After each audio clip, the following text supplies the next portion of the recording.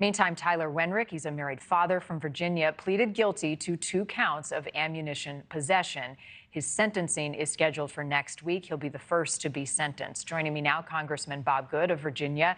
He visited Turks and Caicos on behalf of Tyler, his constituent, as well as the 4 other Americans. He's also the chairman of the House Freedom Caucus. Congressman, thank you for being with us. After your visit there, how optimistic are you at this point that these Americans will come home soon?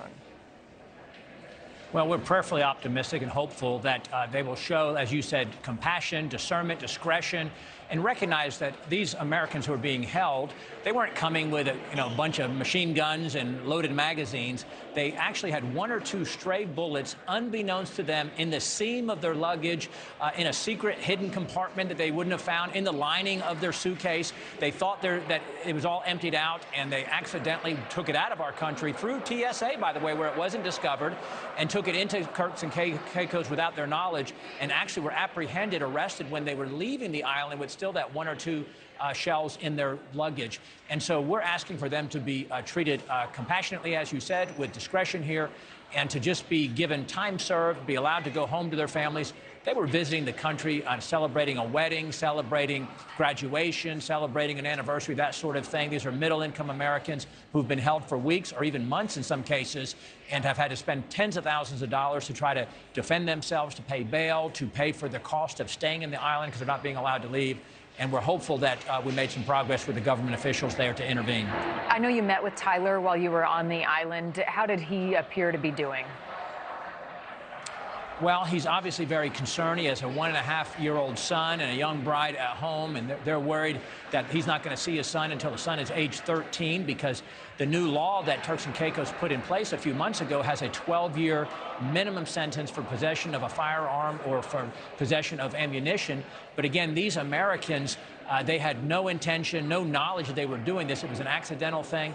For Tyler, when he was leaving the country or trying to leave Turks and Caicos, they had to take his luggage through the scanner several times to find out where the stray 2 bullets were because they were not visible or detectable through normal search because they had fallen in, again, between the lining or into the seams of the luggage. So he's concerned, obviously.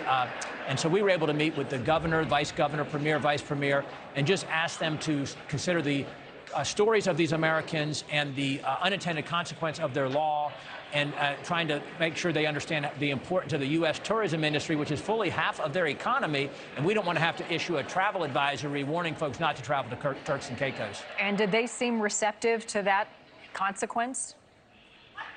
They did. I don't think they really knew the full stories of the Americans who were being detained and what actually happened. I don't think they were really getting the real gist of it until our visit. So we were able to visit with our constituents first and then visit with those government officials. Now, like our government, they have separation of powers, judicial branch versus executive branch, and we were able to meet with the executive branch. But we're hopeful that they're aware of the intended consequences, that they don't want these unintended consequences, and they'll revisit how they're treating tourists who make a mistake with no obvious criminal intent. Obviously, they weren't trying to harm or to threaten anyone. When you're carrying 1 or 2 stray bullets and you're trying to leave the island, not even knowing it's in your bag, obviously there's no reason for you to be treated like a criminal who was coming with nefarious intent. One of the options, Congressman, on the table is the Customs Act. What would be the punishment under that and the parameters in this case? Well, that is one of the things that we've advocated for, is to try them or charge them under the Customs Act, which means they could just be released with a minor, maybe a fine. We really would prefer they not have any jail time or prison time. But in my case, Tyler, my constituent's already served 2 weeks. He's been there about a month, but 2 weeks before he and his family were able to come up with $15,000 to post bail. Now he's living $5,000 a month, literally eating beans and rice because he can't afford the expensive groceries there on top of the rent that he wasn't planning to pay. So we're hopeful that he would be released with just time served, maybe a fine, maybe a reprimand not to come back to the country for some point in time. Obviously, he wouldn't do that anyway at this point. Thank you for watching. Go to NewsNationNow.com to find NewsNation on your television provider. And don't forget to click the red subscribe button below to get more of NewsNation's fact-driven, unbiased coverage.